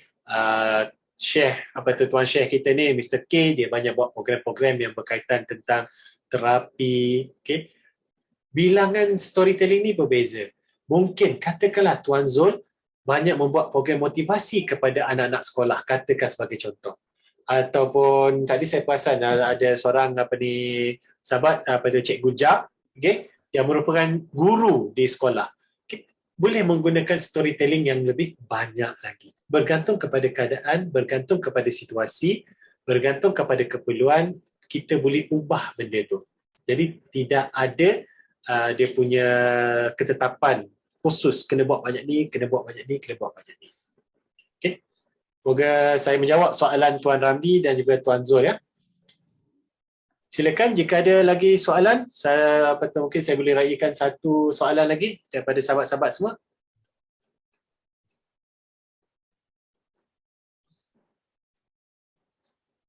Silakan rakan-rakan soalan. Sambil tu saya kembali balik pada saya punya slide ya. Okey, ada lagi soalan? Silakan.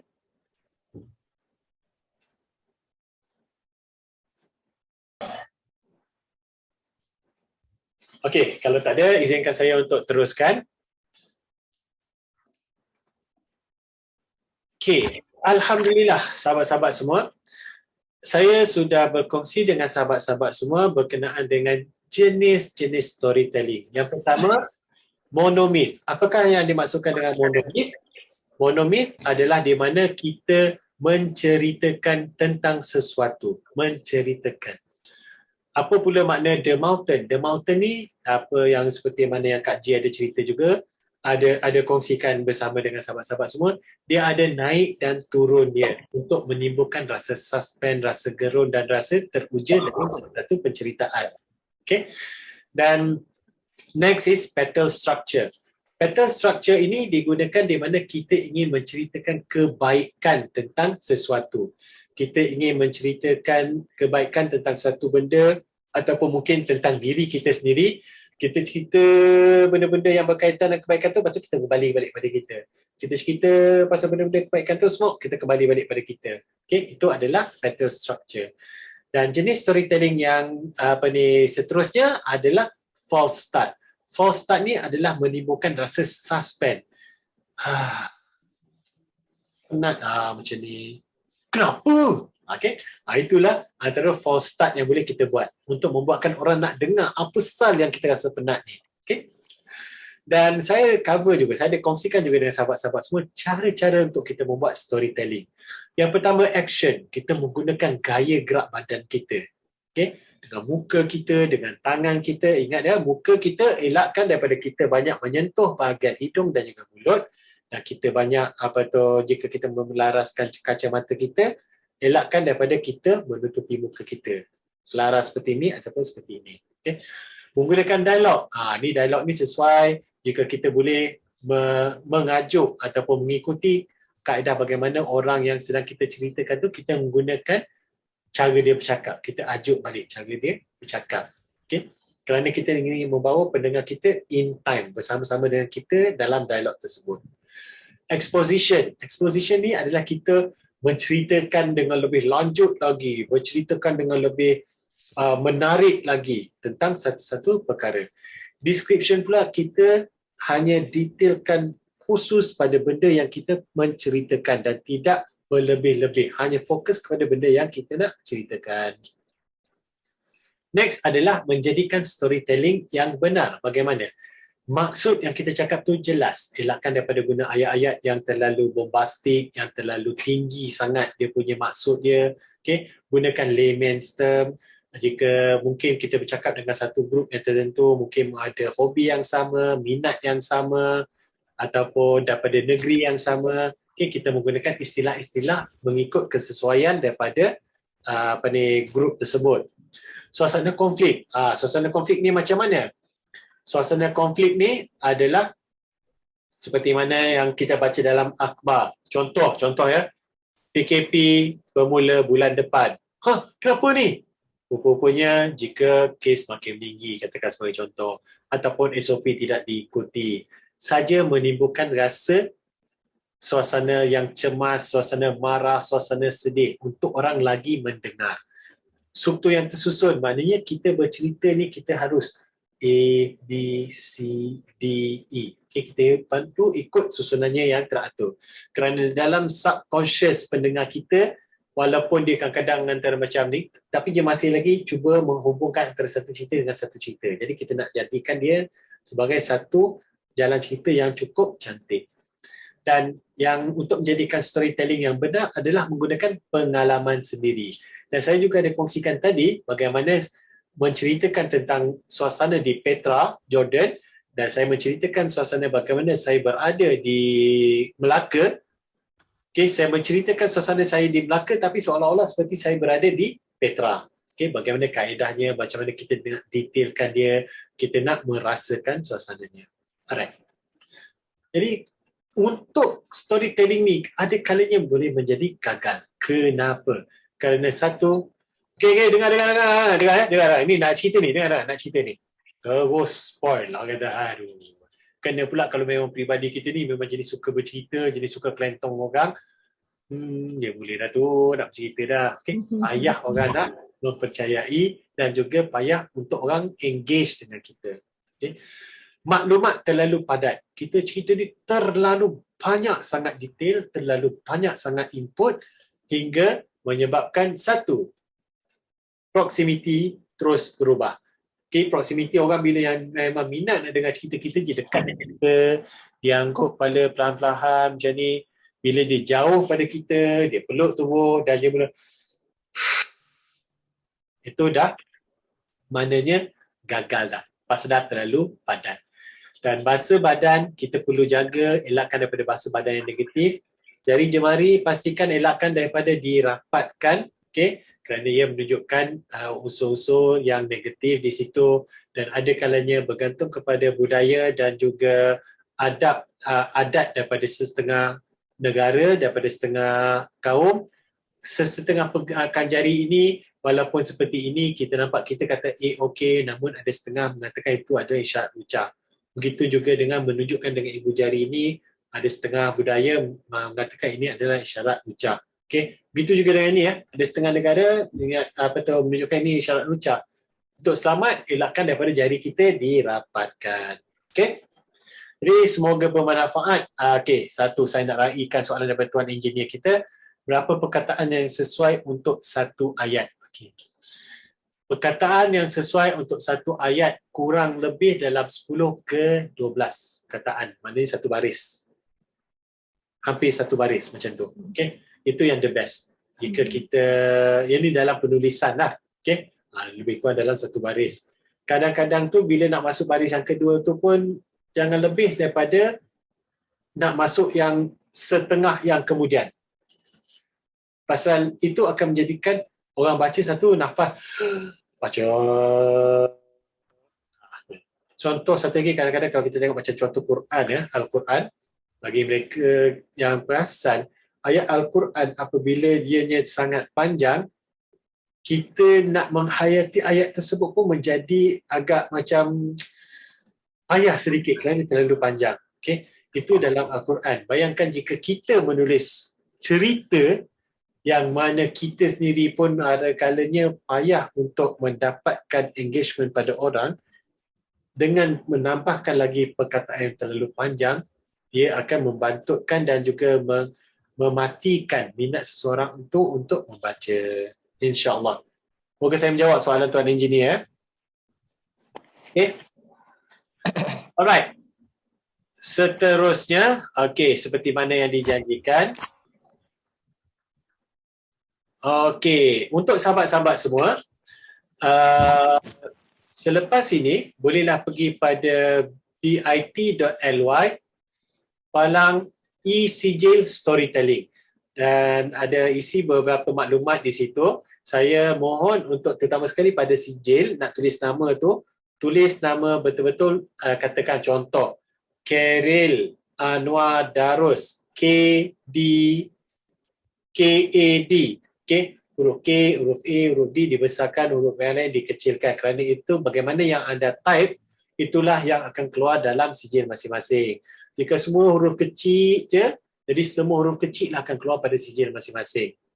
Jika ingin meletakkan title-title tertentu, silakan, tak ada masalah. Dan insyaAllah dalam masa 5 minit akan sampai pada email masing-masing. Jadi berikan email dan juga nama yang benar, yang tepat untuk pastikan tiada kesilapan pada sijil. Dan untuk yang seterusnya, yang nombor 2 ni, Awesome Resources, ini adalah link untuk mendapatkan satu slide yang saya gunakan untuk hari ini dan rakamannya. Rakamannya izinkan lebih kurang dalam 4 jam setelah program ini selesai untuk saya render balik bagi Zoom render. Kemudian ada watermark lah yang perlu saya letak di situ bagi mengelakkan daripada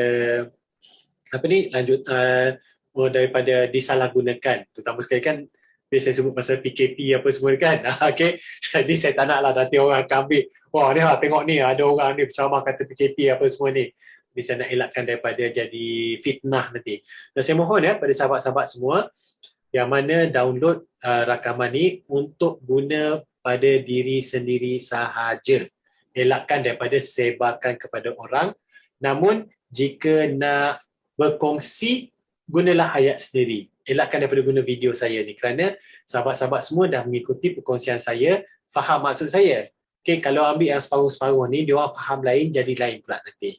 Okay, dan seperti mana yang saya maklumkan, untuk ilmu ini yang saya kongsikan daripada NLC, Neuro-Linguistic Communication, daripada bahasa tubuh dan juga daripada hipnosis. Jadi pada mereka yang berminat untuk mengikuti, insyaAllah ada beberapa program-program yang saya buat. Nanti kan dalam sijil nanti akan saya berikan maklumat-maklumat dan juga dalam slide ni ada maklumat-maklumat yang seterusnya untuk program-program yang akan datang. InsyaAllah saya dan juga sahabat saya Mr. K, kami akan sama-sama membuat kelas perkongsian yang lebih lanjut lagi untuk lebih faham apa yang dikongsikan pada hari ini. Okay. Jadi mungkin buat sementara tu boleh dulu ambil gambar, boleh dulu orang kata screen capture untuk slide ni, dan insyaAllah nanti sahabat-sahabat semua boleh dapatkan e-sijil masing-masing selepas ni, lepas sesi borang, dan juga dapatkan slide dan juga rakaman nanti selepas 4 jam daripada program ni nanti insyaAllah. Paling cantik sekali, tunggu esok lepas pukul 8 tu insyaAllah dah adalah dalam folder ni nanti. Okay. Jadi itu saja daripada saya. Saya mohon maaf sekiranya ada kesilapan, salah tutur kata dan bahasa saya. Semoga apa yang saya kongsikan ni memberikan manfaat buat semua. Dan saya serahkan terus kepada Tuan Syekh saya, Mr. Kes. Fadal masykurah ya Syekh. Okey, terima kasih kepada Tuan Afnan kita di atas perkongsian. Dan insyaAllah mudah-mudahan ia memberikan manfaat kepada kita dan banyak untuk kita sama-sama mempelajari apa yang ada di dalam apa yang telah disampaikan oleh Syifu kita pada hari ini. Dan tuan-tuan dan puan-puan terus dapatkan maklumat program-program yang bakal kita laksanakan yang ada di dalam maklumat yang bakal disalurkan kepada tuan-tuan dan puan-puan yang dikasihi sekalian.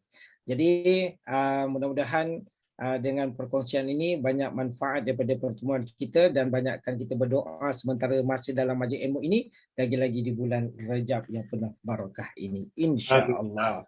Jadi tuan-tuan dan puan-puan, terima kasih di atas kehadiran. Dan kita sudah ambil gambar atau belum, Syifu? Sudah ambil gambar tadi. Gambar ramai-ramai ya. Ataupun mungkin pada sahabat-sahabat semua yang mana tidak keberatan untuk membuka kamera masing-masing, dipersilakan untuk kita ambil gambar beramai-ramai. Betul. Saya stop record.